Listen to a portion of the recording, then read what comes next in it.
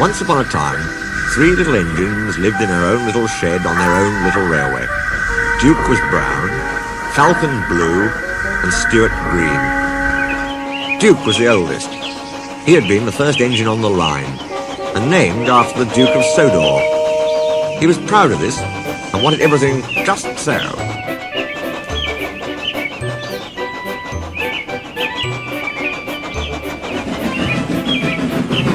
Whenever the others did anything they shouldn't, he would say, "That would never suit his grace." Other engines came and went, but Duke outlasted them all. Stuart and Falcon used to call him Granpuff.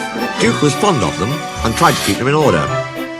They were fond of him too, as he was so wise and kind, but they did get tired of hearing about his grace. Sometimes they would wink at each other and chant solemnly, "Engines come and engines go, Granpuff goes on forever." "You impertinent scallywags," Duke would say indignantly. "Whatever are young engines coming to nowadays?" "Never mind, Granpuff, we're only young once." "Well, you'd better mind, unless you want to end up like number 2. "Oh, Granpuff, whatever happened?" "Number 2, said Duke, "was American and very cocky."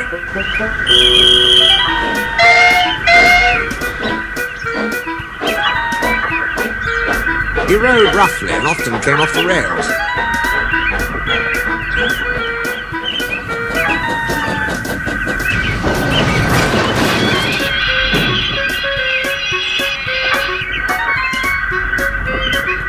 I warned him to be careful. "Listen, bud," he drawled. "In the States we don't care a dime for a few spills." "We do here," I said. But he just laughed. But he didn't laugh when the manager took away his wheels and said he was going to make him useful at last. Why? What did he do? He turned him into a pumping engine. That's what. He's still there, behind our shed. Stuart and Falcon were unusually good for several days. Stuart and Falcon became useful engines, and all 3 were happy together for many years.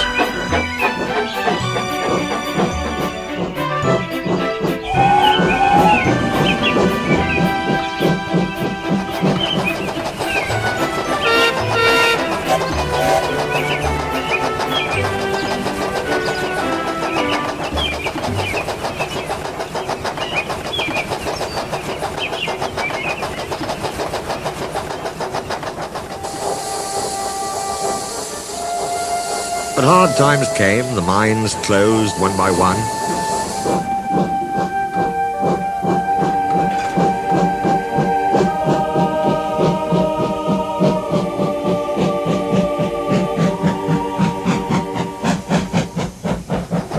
And the engines had little to do.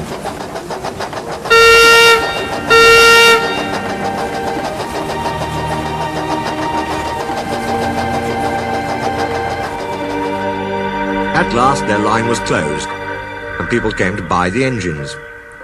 "We'll take Stuart and Falcon," they said. But no one wanted Duke. They thought him too old. "Cheer up, Granpuff," called Stuart as they went away. "We'll find a nice railway, then you can come and keep us in order."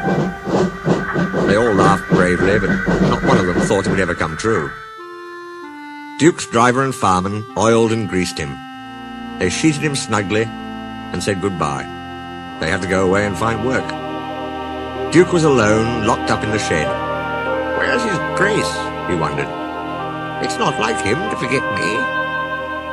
But his grace had been killed in the war, and the new Duke, a boy, hadn't heard of his little engine. "Oh well," said Duke to himself, "I'll go to sleep. It'll help to pass the time." Years passed. Winter torrents washed soil from the hills over the shed. Trees and bushes grew around. You wouldn't have known a shed was there, let alone a little engine asleep inside it.